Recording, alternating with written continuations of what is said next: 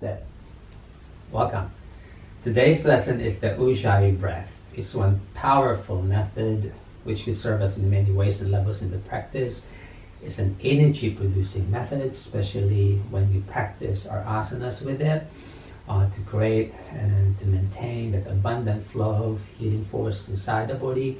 It's a cleansing breath, since we will be slowly inspiring the grace of the energy to enter the body whilst the nadis absorb the prana, and at the same time with this breath regulation we lift our own energy up. So we release the heaviness of our hips and allow all the old energy to exit the body when we exhale. And it's also a meditative process of breathing, especially if you are practicing some deep energetic absorption later on. Alright, for today, let me share with you some more tips and draw some insights on how we could define the experience of this beautiful breath regulation. By using our tongue and allow some subtle movements, especially of the root of the tongue inside the mouth, so we can really access deep down the origin of this breath, which is really deep down the hips. Our tongue has a direct connection to the Sushumna Kanal. Alright, really, especially when the bandhas become very sensitive, together with the many components you work along the practice, your tongue will just learn its own way of moving distinctively inside the body, so it can access the deep inner spaces of the hips. So it's beautiful to learn Ujjayi breath organically, but for learning purposes, for study, this tutorial might help you. Alright, by retracting the root or the origin of our tongue, to press gently backwards and out. What happens when we do that is we actually alert the Mula Bandha, the base of the spine. So when we gently pull the root of the tongue back and out, so like you want to stimulate, actually the point that we want to feel is the tip of your spine, which connects to the base of the skull, that hollow point there, that indentation. Actually that's where you can create that energetic lift. It's really like a lift inside as you perform that, or as you practice that gentle adjustment. So the tongue pulls back a bit and you retract it upwards. Thus, the fronts of the neck will go hollow and deep, but the backs of the neck will go wide. Alright, that's very important, because as the front part of the neck goes deep and hollow, you actually narrow the pathway of the breath, so you allow the breath to pass through the backs of the nostrils down to the backs of the throat, and it goes wide at the backs of the neck. Alright, so instead of the breath passing in big chunk and to fill the nose like this, no, you allow the breath to slowly enter the body, enter the nostril. You can actually feel that the breath becomes light. You can barely feel the breath, because you can't be breathing too dominant using the nose, because when you retract the tongue up and back, you actually narrow the pathway. So there's no way but for you to control the breath, so it enters lightly inside the body. Alright, so as it enters inside the body, it passes through the backs of the throat, actually down to the backs of the neck, as it enters the body. Alright, so the fronts of the body will remain passive. Alright, so the breath enters lightly towards the back pockets of the respiratory system. Alright, but that is only half of the picture. The most dominant action, or the more dominant action, is actually you or us lifting our own energy up. And this is where we're going to utilize our energy locks, or our bandhas. Alright, so this breath regulation is actually an advanced process. You don't want to be practicing this in the beginning stages of the practice, because when we practice this technique, actually we are controlling the flow of our breath. Our natural breath would have to be altered. Thus, inevitably inside, we will put pressure inside our vital organs. So it's not good if your bandhas are not fully developed, because you might suffer pain, you might suffer pressure. One more thing, if for example you have heart conditions or respiratory limitations, this technique should be practiced progressively and with care, and always seek guidance of a yoga teacher before you begin practicing this method. This is really an advanced method. All right, now what happens now then in the bottom part of the spine when we perform or when we practice the Ujjayi breath? Actually, as we lift the root of the mouth up using the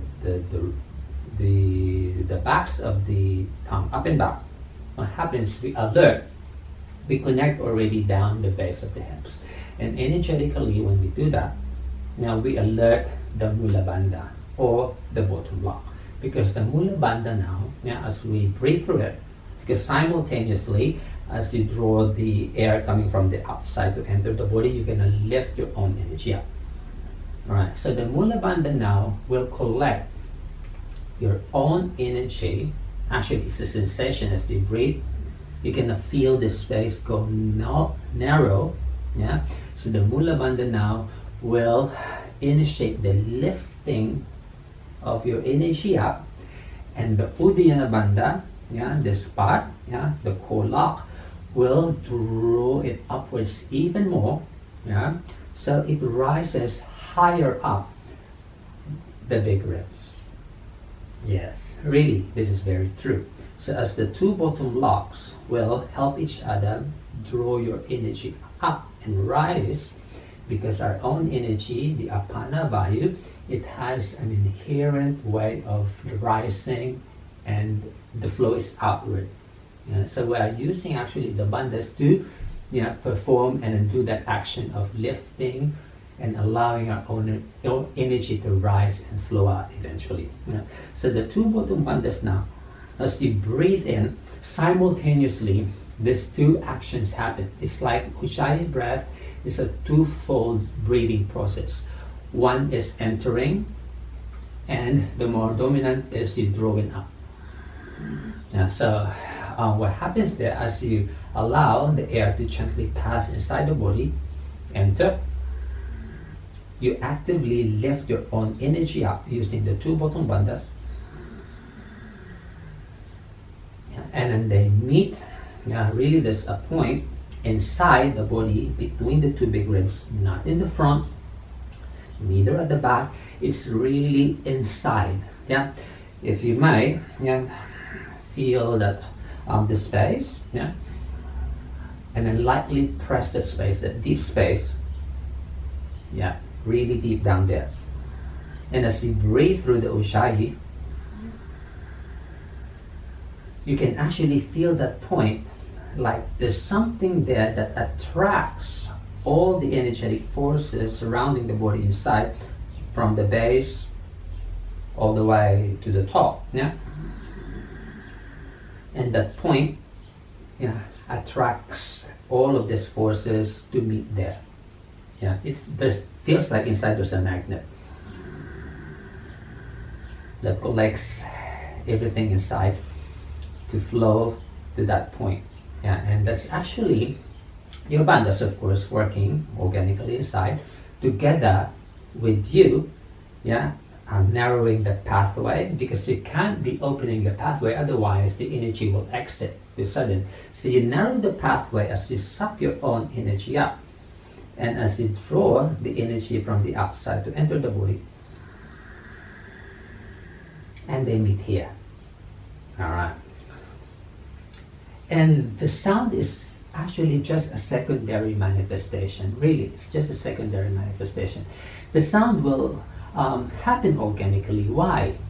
Because number one, since you narrow the pathways inside the throat, definitely the air will not be able to enter in big chunk. Thus, it will produce, the process will produce that humming sound. As a byproduct of you narrowing the pathway of the front and then making the backs of the neck wide. Really, that's what happens. This one narrows, but the backs of the neck goes wide inside the backs of the throat, and that produces this sound. But also, you drawing your own energy up using the bottom locks will make the sound even more profound and deep. Right. But the sound is just a manifestation, external manifestation of the whole process. What's more important is actually the sensation inside. Really, the sensation is, as you allow the lightness of the breath to enter the body and the dominant action of your bandhas drawing your own energy up, is more important. Actually, you can feel two distinct manifestation sensation. The lightness of the energy coming in is so light you can barely feel it, but the dominant action of you drawing your own energy up is very felt. Right? Because our energy, the apana vayu, is restless, is heavy. So you have to exert more effort drawing that energy up to rise up here. Really, you want to lift that energy higher up the big ribs. And then you allow the grace, because the grace has this inherent way of going downwards, inward, and then your own energy rising upwards. And then they meet there. Really inside this point, really deep down there. There's a point that feels like there's nothing there. It's hollow, it's deep, and you allow those two forces to meet and dance at that point. For me, this is the most beautiful point to dwell our energy. Yeah. I call this like the kingdom of grace, the kingdom of energy. Alright. It's the seat of calm, peace, and happiness. And when you allow your breath and your awareness to rest here, the practice becomes beautiful. But definitely, it's up to you if you want to lift that awareness even higher to reach up the nervous system. But that's another topic altogether. But the Ujjayi breath is us allowing the force coming from the outside and then our own energy to meet right here. And inside that point, they unite and they dance to serve not just health and wellness, but really to serve that peace and quiet, happiness and calm inside, because really that is the sensation when you practice the Ujjayi breath.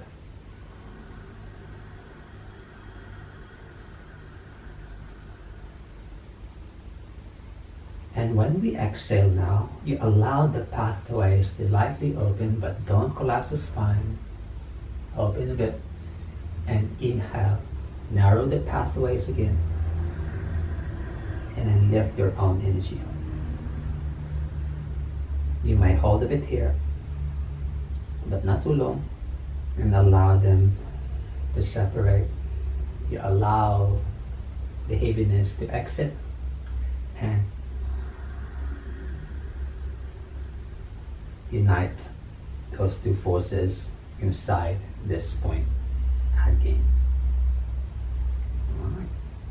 So, Ujjayi breath, it's something that is a byproduct of the many things we've worked along the practice. Yeah, the bandhas would have to be fully developed. Really, that's the prerequisite.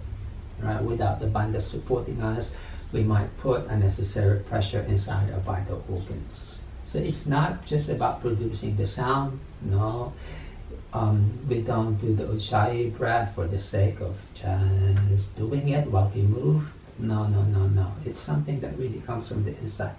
It's an actual sensation coming from the inside. It's more important than whatever external manifestation it creates. So work progressively, especially if you have those conditions I've mentioned, heart conditions, respiratory conditions, please be careful and be mindful and always seek guidance of a teacher when you're learning the Ujjayi breath. Alright, see you in the next tutorial. Have a lovely day. Namaste.